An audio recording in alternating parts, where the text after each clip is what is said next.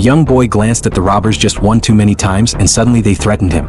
Face down, motherfucker, come on! Terrified, the boy quickly called his father, but halfway through the call, the robbers ordered him out of the car. The boy got on the ground as instructed, but in the next second, tragedy struck.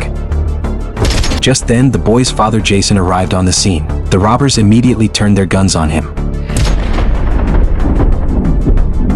As Jason collapsed, he stared fiercely at the robbers' faces, memorizing every detail. The criminals had no idea they had messed with the wrong man. Though Jason was shot several times, none of the wounds were fatal. He survived after emergency surgery. The first thing he did when he woke up was vow to hunt down the robbers and avenge his son. Before long, Jason got his chance for revenge. Reliable information said the same gang would rob an armored truck again. Jason was paired with the team leader on this mission.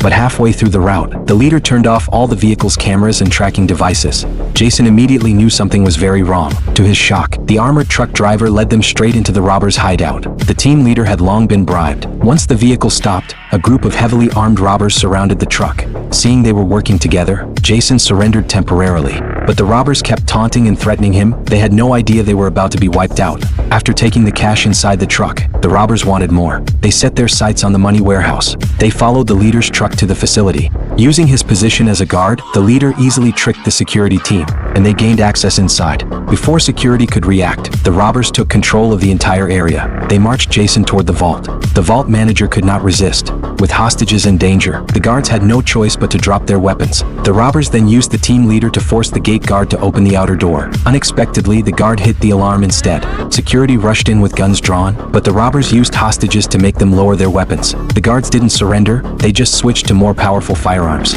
But to their surprise, the robbers were completely unharmed. All of them were wearing top-tier body armor. The robbers then opened the warehouse gates and let in more accomplices outside. As they bagged stacks of cash and loaded them up, one security guard finally fought back and fired the first critical shot. That gave Jason the opening he needed. He quickly overpowered one robber and strangled him to death. He picked up a knife from the ground, cut the restraints on his wrists, then pulled off the robber's helmet. It wasn't the man he was looking for. Jason freed his colleagues and prepared to go on the offensive. But without protection, fighting the robbers head-on would be suicide. So he took the gear from the dead robber and suited up. Then he calmly walked up, pressed his gun to a robber's head, pulled off the helmet, confirmed it wasn't his target, and pulled the trigger.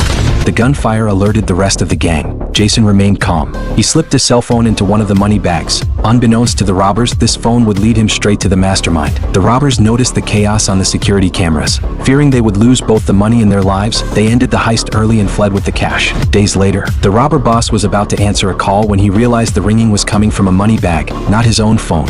He knew instantly something was terribly wrong. He slowly turned around and was horrified to find Jason sitting there silently. The robber tried to bribe Jason with money, but Jason wanted only one thing, his life. Jason tossed over a file. Inside was his son's autopsy report. Only then did the robber remember the icy, murderous stare from that day.